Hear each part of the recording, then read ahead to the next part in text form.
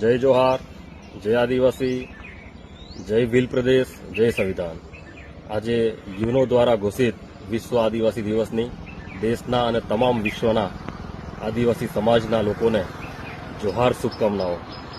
વિશ્વ આદિવાસી દિવસ એટલે આદિવાસીઓની સંસ્કૃતિ, પ્રકૃતિ, રીતિરિવાજ, રૂઢિગત પરંપરાઓ, આદિવાસીઓના હક અને અધિકારો પ્રત્યે સભાન થવાનો દિવસ।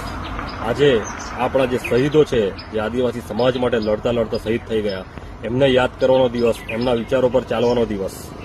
વિશ્વના તમામ આદિવાસી સમુદાયો એક થઈ જળ, જંગલ, જમીન પ્રત્યે આપણે આગળ આવીએ, આપણા હક અને અધિકારો માટે આપણે એક થઈએ અને સમાજને સાથે લઈને આપણે આપણા ખરા અર્થમાં વિશ્વ આદિવાસી દિવસને સાર્થક બનાવીએ, એવી આપ સૌને શુભકામનાઓ।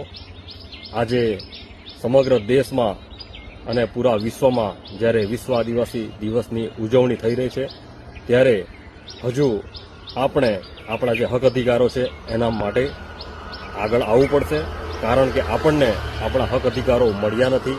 આજે પણ આદિવાસી સમાજ પોતાના બંધારણીય અધિકારો માટે, પોતાના જળ, જંગલ અને જમીનના અધિકારો માટે લડતો આવ્યો છે, લડે છે। આજે ખરેખર વિશ્વ આદિવાસી દિવસ એક જન આક્રોશના રૂપમાં હોવો જોઈએ। યુનોએ જ્યારે ઘોષિત કર્યો વિશ્વ આદિવાસી દિવસને, ત્યારે એમાં વિશ્વના આદિવાસીઓના અધિકારોની વાત થઈ અને એ અધિકારોની સ્મૃતિમાં જ્યારે 1994માં 9મી ઓગસ્ટ ને વિશ્વ આદિવાસી દિવસ તરીકે મનાવવાની જાહેરાત કરવામાં આવી, ત્યારે દર વર્ષે 1995થી 9મી ઓગસ્ટે વિશ્વ આદિવાસી દિવસ ઉજવવામાં આવે છે।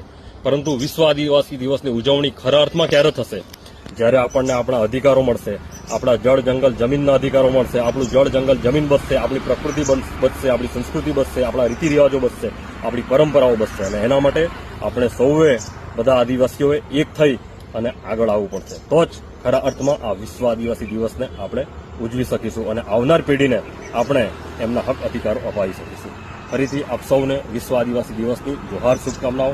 જય આદિવાસી, જય જોહાર, જય ભારત, જય સંવિધાન, જય ભીલ પ્રદેશ।